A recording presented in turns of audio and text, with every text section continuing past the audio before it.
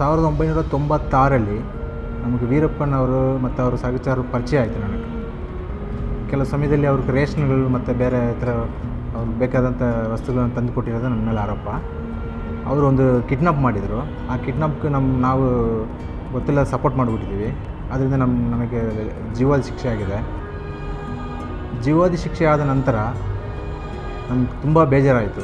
ಯಾಕಂದರೆ ನನಗೆ ಆಗ ಕೇಸ್ ನಡೆದಿರುವಾಗ 18-19 ವಯಸ್ಸಿರುತ್ತೆ ಅಷ್ಟೇ.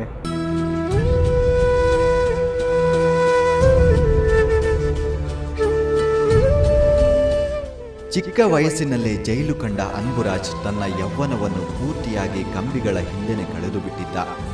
ಹರೆಯದ ಕನಸುಗಳು ನುಚ್ಚುನೂರಾಗಿದ್ದವು.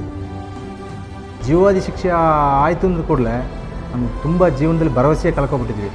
ಏನು ಮಾಡೋದು, ಜೈಲಿಗೆ ಬಂದು ನಾವು ಏನೋ ಗೊತ್ತಿಲ್ಲ ತಪ್ಪು ಮಾಡಿ ಇಡೀ ಜೀವನ ಪೂರ್ತಿ ನಾವು ಇಲ್ಲಿ ಜೈಲು ಇರಬೇಕಾದ ಒಂದು ಪರಿಸ್ಥಿತಿ ಬಂತೆ. ಹಾಗಂತೇಳಿ ನಮ್ಗೆ ತುಂಬ ನೋವಾಯಿತು. ಆದರೆ ಪ್ರತಿಯೊಬ್ಬ ಮನುಷ್ಯನು ಸಂಗಾತಿಯನ್ನು ಬಯಸ್ತಾನೆ. ಈತ ಬಯಸಿದ್ದು ಕೂಡ ಅದನ್ನೇ. ಇವನು ಜೈಲಿನಲ್ಲಿದ್ದುಕೊಂಡೇ ಒಂದು ಹುಡುಗಿಯನ್ನು ಪ್ರೀತಿಸಿದ. ಕೊನೆಗೆ ಮದುವೆಯೂ ಆದ. ಆಕೆಯು ಜೊತೆಗಿದ್ದಾಳೆ. ಯಾಕೆಂದ್ರೆ ಆಕೆ ಕೂಡ ಅಪರಾಧಿಯಾಗಿ ಬಂದಿರುವ ಮಹಿಳಾ ಕೈದಿ. ಹೆಸರು ಸುಜಾತ.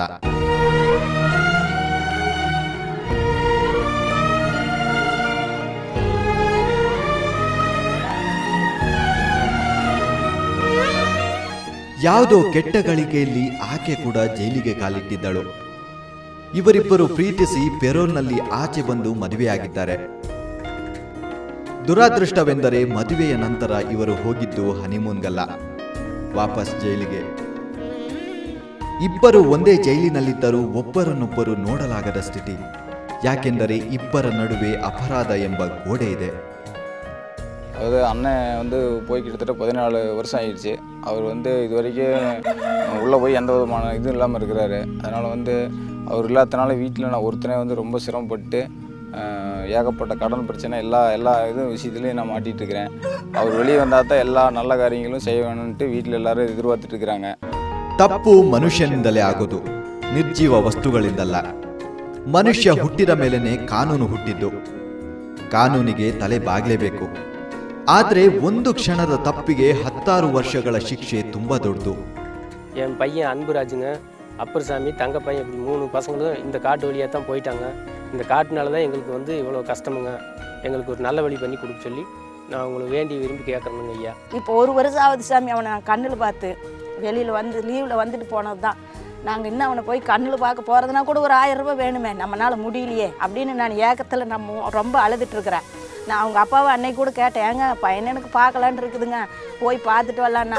போன 1000 ரூபா செலவாகுமே, எங்கடி போகிறது அப்படின்னு சொல்கிறாங்க. அந்த மாதிரி நாங்கள் ரொம்ப எங்கள் குடும்ப சிரமத்தில் இருக்குது. அதனால் என் பையனை ஏதாவது தயவு செஞ்சு இந்த வருஷத்துக்குள்ளே வெளியில் விடுற மாதிரி நீங்கள் ஏதாவது ஒரு முன்னேற்றம் பண்ணி, முக்கியமாக கர்நாடக முதலமைச்சரே உங்களுக்கு கோடி வணக்கம் நான் சொல்கிறேன்.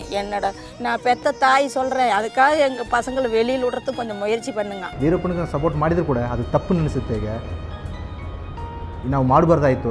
ಸರಿ, ನಾವು ಮಾಡಿರೋದಕ್ಕೆ ಶಿಕ್ಷೆ ಆಗಿದೆ, ಹಾಗಂತ ನಮ್ಮದು ಏನೋ ಇದ್ರ ಬಗ್ಗೆ ಏನೂ ಇಲ್ಲ. ಆದರೆ ನಮಗೆ ಮಾಡಿರೋ ತಪ್ಪು ಪಶ್ಚಾತ್ತಾಪ ಆಯ್ತಲ್ಲ, ಅದಕ್ಕೆ ನಂತರ ಜೈಲಿರೋದು ನಮಗೆ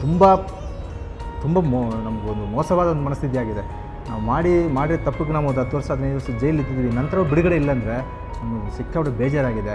ದಯಮಾಡಿ ಸರ್ಕಾರಗಳು, ರಾಜ್ಯಪಾಲರು, ಮುಖ್ಯವಾಹಿನಿಯಲ್ಲಿರುವ ಒಳ್ಳೆ ಗಣ್ಯ ವ್ಯಕ್ತಿಗಳು, ಬುದ್ಧಿಜೀವಿಗಳು, ಸಾಮಾಜಿಕ ಕಾಳಜಿ ಇರುವವರು, ಸ್ವಾಮೀಜಿಗಳು ಈ ಸರ್ಕಾರದ ಹತ್ರ ಮಾತಾಡಿ ನಮ್ಮ ಬಿಡುಗಡೆಗೆ, ಅಂದರೆ ಯಾವ ಬಂದಿಗಳು, ಜೀವಾವಧಿ ಬಂದಿಗಳು ಯಾರು ಬಿಡುಗಡೆಗೆ ಅರ್ಹರಿದ್ದಾರೋ, ಪರಿವರ್ತನೆ ಆಗಿದ್ದಾರೋ ಅಂಥವ್ರಿಗೆ ಜೈಲು ಅಧಿಕಾರಿಗಳು ಯಾರಿಗೂ ಶಿಫಾರಸು ಮಾಡಿದಾರೋ ಅಂಥ ವ್ಯಕ್ತಿಗಳನ್ನು ಅಕಾಲಿಕ ಬಿಡುಗಡೆ ಮಾಡೋಕ್ಕೆ ಏನಾದರೂ ಒಂದು ಸಹಾಯ ಮಾಡಬೇಕು. ಹಾಗಂತ ಇದ್ರ ಮುಖಾಂತರ ಕೇಳ್ಕೊಳ್ತೀನಿ. ಇದಕ್ಕೆ ಸರ್ಕಾರ ಕೂಡ ಕೈ ಜೋಡಿಸಬೇಕು. ಕಾವೇರಿದಾಗ ಮಾತ್ರ ಬಾಯಿ ಬಿಡುವ ಅಲ್ಲಿನ ಸರ್ಕಾರಕ್ಕೆ ಇವರ ಕೂಗು ಕೇಳುವುದೇ ಇಲ್ಲ. ಯಾಕೆಂದರೆ ದಾಹ ತೀರಲು ಕರ್ನಾಟಕ ಬೇಕು. ಅಲ್ಲಿ ಬಂದಿಯಾಗಿರುವ ತನ್ನೂರಿನವರೇ ಆದ ಕೈದಿಗಳು ಮಾತ್ರ ಬೇಡ.